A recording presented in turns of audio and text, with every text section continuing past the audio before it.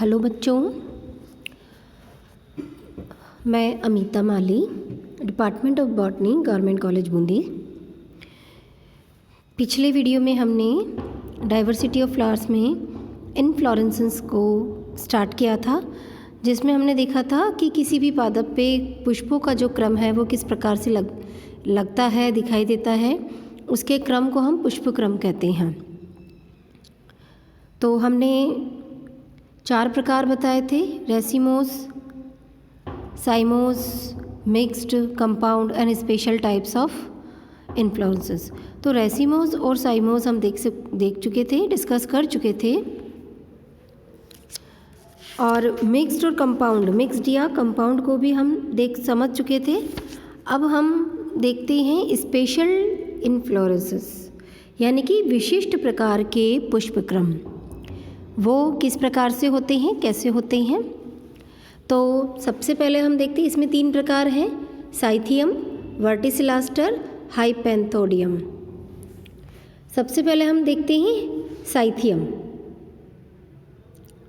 जो कि special type यानी कि एक विशिष्ट प्रकार का पुष्पक्रम है, जो कि पौधे पे किस प्रकार से लगता है, दिखाई देता है। साइथियम जो है, इसको कटोरिया भी कहते हैं, कूट चक्रक यानी कि वर्टिसिलास्टर, हाइपेंथोडियम। ये जो प्रकार है, वर्टिसिलास्टर को कहते हैं कूट चक्रक, साइथियम को कटोरिया और हाइपेंथोडियम को यही नाम है। तो सबसे पहले हम देखते हैं साइथियम। साइथियम में जो है इस प्रकार का पुष्पक्रम यूफोर्बिया वंश का लाक्षणिक गुण है, यानी कि यूफोर्बिया वंश के जो पादप हैं उनमें ये विशिष्ट लाक्षणिक गुण हैं। इसमें अंतस्थ कलिका एक यानी कि टर्मिनल बड एक बाह्य दल अथवा परिदल विहीन पुष्प में रूपांतरित हो जाती है। इसमें त्रिअंडपी युक्त अंडपी स्त्री केसर पाया जाता है। मादा पुष्प के नीचे 4 से 5 सहपत्र संयुक्त होकर घट आकार का प्याला बना लेते हैं। प्याले की बाहरी सतह पर मकरंद कोश होता है। इसके अलावा प्याले में अनगिनत नर पुष्प उपस्थित होते हैं। नर पुष्प में एक छोटा पुष्पवृंत होता है, जिन पर एकल पुंकेसर लगा रहता है। प्रत्येक पुंकेसर में एक द्विकोष्ठीय आधार लग्न परागकोश होता है, जैसे कि पॉइंसेटिया में। जैसा कि आप इस डायग्राम में देख सकते हैं कि प्याले में अनगिनत नर पुष्प उपस्थित होते हैं और नर पुष्प में एक छोटा पुष्पवृंत होता है। सेकंड है वर्टिसिलास्टर। वर्टिसिलास्टर या कूट चक्रक, कूट मतलब स्यूडो, जो आभास देता है लेकिन सही नहीं होता है। वर्टिसिलास्टर जो पुष्पक्रम है, इस प्रकार का पुष्पक्रम लेबिएटी कुल के कई पादपों का लाक्षणिक गुण है। यह द्विशाखी ससीमाक्ष का संगनित प्रकार है, यानी कि डाइकेजियल साइमोस का संगनित प्रकार है। इसको पर्व संधि पर दोनों तरफ एक एक पर्ण लगा होता है, जिसके कक्ष में वृंतीय अथवा अवृंतीय पुष्पों का समूह पाया जाता है। अर्थात पुष्पक्रम पर्व संधि पर 2 सम्मुख पत्तियों के कक्ष से निकलकर गोलाकार संरचना बनाते हैं, अतः यह कूट चक्रक कहलाता है, जैसे कि ऑसिमम में। फिर नेक्स्ट आता है हाइपेंथोडियम। इस प्रकार का पुष्प चक्र फाइकस जाति के पादपों का लाक्षणिक गुण है। इसमें पुष्पासन घटाकर अर्न शेप्ड होता है, घंटाकार या अर्न शेप होता है, जिसके अंतस्थ सिरे पर एक छोटा सा छिद्र पाया जाता है, जो शल्कों द्वारा घिरा रहता है। इसमें 3 प्रकार के पुष्प पाए जाते हैं: नर पुष्प, मादा पुष्प एवं नपुंसक पुष्प, यानी कि मेल फ्लावर, फीमेल फ्लावर और नपुंसक न्यूट्रल फ्लावर। इस प्रकार के नपुंसक पुष्पों में कीटों के लार्वा उपस्थित होते हैं, जैसे कि अंजीर का आपने देखा होगा, तो उसी प्रकार से। तो ये थे तीनों हमारे स्पेशल या विशिष्ट प्रकार के पुष्पक्रम। अब हम आगे देखेंगे इसी क्रम में पॉलिनेशन की पुष्पों में पॉलिनेशन किस प्रकार से होता है। पॉलिनेशन क्या होता है, यानी कि परागकण क्या होता है? पुष्प में पुंकेसर के परागकणों का वर्तिकाग्र तक पहुंचने की क्रिया को परागण कहा जाता है। यह स्थानांतरण वायु, जल, कीट, पक्षियों आदि द्वारा होता है। यह दो प्रकार का होता है, स्वयं परागण तथा परपरागण। क्या डेफिनेशन है इसकी? The transfer of pollen grains from the anther to the stigma of a flower. तो मतलब परागकणों का स्टिग्मा तक या वर्तिकाग्र तक पहुंचना परागण कहलाता है। पुंकेसर के परागकणों का वर्तिकाग्र तक पहुंचने की क्रिया को परागण कहा जाता है। तो ये दो प्रकार से हो सकती है। पहली है सेल्फ फर्टिलाइजेशन, यानी कि स्व परागण। स्व से मतलब क्या होता है? यह वह क्रिया है जिसमें एक ही फूल के परागकण उसी फूल के वर्तिकाग्र पर पहुंचते हैं। इस प्रकार के पुष्पों में कुछ विशेषताएं पाई जाती हैं जो स्व परागण को सफल बनाने में सहायता करती है। परागण दो प्रकार के होते हैं, यानी कि पॉलिनेशन दो प्रकार के होते हैं, सेल्फ पॉलिनेशन, क्रॉस पॉलिनेशन। अब हम देख रहे हैं self pollination. It is the transfer of pollen grains from the anther of a flower to the stigma of either the same or genetically similar flower.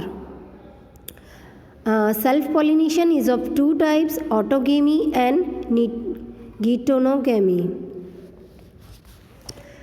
अब जो है इस प्रकार के पुष्प में कुछ विशेषताएं पाई जाती हैं जो स्व परागण को सफल बनाने में सहायता करती है, जैसे कि बाइसेक्सुअलिटी या द्विलिंगता। यह पुष्प अधिकतर द्विलिंगी होते हैं। सहपक्वता, होमोगेमी। द्विलिंग का क्या मतलब है? जब नर व मादा भाग एक ही फूल पर पाए जाते हैं, एक ही पौधे पे पाए जाते हैं, तो वो जो फ्लावर है वो बाइसेक्सुअल फ्लावर कहलाता है।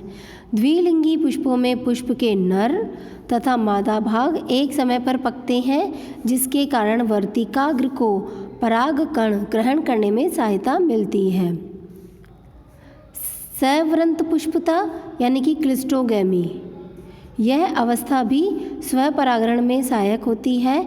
इसमें पुष्प द्विलिंगी होते हैं जो कभी नहीं खुलते। ऐसे पुष्पों को बंद पुष्प या क्लिस्टोगेमस फ्लावर कहते हैं, जो कि बंद रहते हैं, खुलती नहीं है। उसका वर्तिकाग्र जो है खुलती नहीं है। फिर अब हम देखेंगे क्रॉस पॉलिनेशन या जीनोगेमी एंड एलोगेमी, जो टाइप्स है उसके। यदि किसी पुष्प के पुंकेसर से परागण किसी दूसरे पुष्प के वर्तिकाग्र पर पहुंचकर परागण करे तो यह पर परागण कहलाता। पर यानी दूसरा, स्व यानी अपना खुद का ही फूल, उसी फूल में और खुद ही पुष्प में उसी पुष्प का परागण और उसी पुष्प के वर्तिकाग्र पे पहुंचना। दूसरा है पर परागण, यानी एक दूसरे पौधे का एक से दूसरा। पुंकेसर जो है, पुंकेसर के जो परागकण है वो किसी दूसरे पुष्प के वर्तिकाग्र पर पहुँचे तो उसे परपरागण कहा जाता है। इस क्रिया को अधिक लाभदायक और सुनिश्चित करने के लिए कुछ अनुकूलन पाए जाते हैं, जैसे कि यूनिसेक्सुअलिटी, एक लिंगता। भाई अगर यूनिसेक्सुअलिटी, एक लिंगता का मतलब क्या है? एक ही लिंग का पाया जाना। जब मादा तथा नर पुष्प अलग अलग पौधे पर होंगे तथा एक ही पौधे पर अलग अलग स्थानों पर पाए जाते हैं तब वह एक लिंगता प्रदर्शित करते हैं। जैसे कि माना कि अब क्रॉस पॉलिनेशन तभी जब संभव है, क्रॉस पॉलिनेशन या क्रॉस फर्टिलाइजेशन ये तभी संभव है कि जब या तो नर मादा, सबसे पहली चीज़ तो ये कि नर और मादा अलग अलग पौधे के पुष्प हों, सबसे मेन कंडीशन तो ये है। तब तो कोई दिक्कत ही नहीं है कि भाई वो अलग अलग हैं। या अगर नहीं तो हो सकता है कि एक ही पौधे पे अलग अलग हो वो फूल, एक ही पौधा, एक ही फूल नहीं होना चाहिए वो, तो भी पॉसिबल है क्रॉस फर्टिलाइजेशन उनमें हो जाए कि एक ही पौधे पे रहते हुए भी फूल अलग अलग होना, एक यहाँ पे एक यहाँ पे, तो भी पॉसिबल है। तीसरी ये कंडीशन है अलग अलग स्थान पे पाए जाते हैं। फिर ये है कि एक स्वबंधिता, सेल्फ स्टेरिलिटी। इस प्रकार के अनुकूलन में अगर एक पुष्प के परागण उसी पुष्प के वर्तिकाग्र पर गिरते हैं तो आगे अंकुरित नहीं हो पाते तथा ये स्वयंबंधिता कहलाती है। उसमें ये कंडीशन भी आ जाती है, सेल्फ स्टेरिलिटी या सेल्फ इनकम्पैटिबिलिटी भी इसको कहा जाता है। इसमें एक पुष्प के परागण उसी पुष्प के वर्तिकाग्र पर गिरते हैं तो आगे अंकुरित नहीं हो पाते तथा ये स्वयंबंधिता कहलाती है। फिर है पृथक पक्वता यानी अलग अलग मैच्योरिटी, डाइकोगेमी जिसे कहा जाता है। द्विलिंगी पुष्पों का ये एक उत्तम अनुकूलन है। द्विलिंगी का क्या मतलब है? अलग अलग नर और मादा का अलग अलग पौधों पे पाया जाना। इसमें पुंकेसर तथा स्त्री केसर अलग अलग समय पर परिपक्व होते हैं जिससे स्वपरागण की संभावना समाप्त हो जाती है। यदि पुष्प में स्त्री केसर पहले परिपक्व होता है तब वह स्त्री पक्वता यानी प्रोटोगाइनी कहलाती है वो कंडीशन। किसी भी फ्लावर में अगर स्त्री केसर यानी फीमेल पार्ट अगर फूल का पहले मैच्योर होता है या बन जाता है या परिपक्व हो जाता है तो उसको प्रोटोगाइनी अवस्था कहलाती है। और यदि पुंकेसर यानी कि मेल रिप्रोडक्टिव पार्ट पहले परिपक्व होता है तो वह पुंपूर्वता यानी कि प्रोटोएंड्री कहलाती है। तो ये तो थी डाइकोगेमी। फिर है हेट्रोस्टाइली। हेट्रो मतलब विषम, स्टाइली यानी स्टाइल जो फीमेल पार्ट है। कुक्षिवृंत भिन्नता इसको कह सकते हैं। हेट्रोस्टाइली पर परागित कुछ पादपों में स्वपरागण को रोकने के लिए पुंकेसर तथा स्त्री केसर की लंबाई समान नहीं होती है। अगर जैसे लंबाई समान नहीं है तो थोड़े बहुत चांस कम हो जाते हैं सेल्फ पॉलिनेशन के। पुष्प में अगर स्त्री केसर लंबा है तो पुंकेसर छोटा अथवा लंबा पुंकेसर व छोटा स्त्री केसर पाया जाता है, जैसे कि प्रिमरोज में इसका एग्जाम्पल है। तो क्रॉस पॉलिनेशन सफल बने या उसके लिए अनुकूलन एक ये है कि अगर उसी पौधे पे पौधा अगर फूल भी सेम है अगर उसी पौधे पर है और एक ही फूल है, फूल में अगर दोनों पार्ट है, रिप्रोडक्टिव पार्ट दोनों प्रेजेंट है, मेल फीमेल, तो पूरे चांसेस बनते हैं कि सेल्फ पॉलिनेशन हो जाए। लेकिन अगर उसको रोका जाना है तो क्या क्या हो सकता है कि या तो जो फूल है वो बंद रहे, क्लिस्टोगैमस फ्लावर रहे, उसमें यह है कि जो फीमेल रिप्रोडक्टिव पार्ट है वो ओपन ही नहीं होगा, वर्तिकाग्र खुलेगी नहीं, तो जो पुंकेसर है उसका पॉलिनेशन उससे हो ही नहीं पाएगा। दूसरा ये है कि जो द्विलिंगी जो पौधे हैं, फूल है, उसके अंदर इस प्रकार से व्यवस्था हो कि हेट्रोस्टाइली यानी कि या तो वर्तिका या पुंकेसर की लंबाई में असमानता हो, दोनों में से कोई भी लंबा या छोटा हो तो चांसेस है कि सेल्फ पॉलिनेशन रुक जाए, ना हो, और क्रॉस पॉलिनेशन उनमें हो। फिर आता है हर्कोगेमी, अनात्मक परागणता। कुछ पौधों में पुंकेसर व स्त्री केसर एक ही समय पर परिपक्व होते हैं। अब क्या करेंगे इस कंडीशन में? पहले तो हम ये बोल रहे थे कि सेल्फ पॉलिनेशन को किस प्रकार से रुक सकता है, क्रॉस पॉलिनेशन कैसे अनुकूल बन सकता है कि हेट्रोस्टाइली से, और अलग अलग समय पे अगर मैच्योर होंगे तो वैसे ही परागण हो सकता है। लेकिन अब सेम ही टाइम पे अगर परिपक्व हो रहे हैं तो, लेकिन उनमें फिर भी कुछ अनुकूलन ऐसे पाए जाते हैं कि स्वपरागण असंभव होता है, वह परपरागण कीटों द्वारा संपन्न हो सकता है। परपरागण में कई अजैव कारक कौन कौन से, जैसे कि वायु, जल तथा जीवीय कारक जैसे कि चींटी, पक्षी, चमगादड़, घोंघे, कीट, जानवर आदि सहायक होते हैं। तो ये सब सहायक होते ही हैं पॉलिनेशन में। तो ये था हमारा पॉलिनेशन यानी कि परागण। और दूसरा हमने देखा एक स्पेशल प्रकार के इन्फ्लोरेसेंस। ठीक है बच्चों, और आगे की वीडियो में हम अब जो है फल के प्रकार देखेंगे। ओके, थैंक यू बच्चों।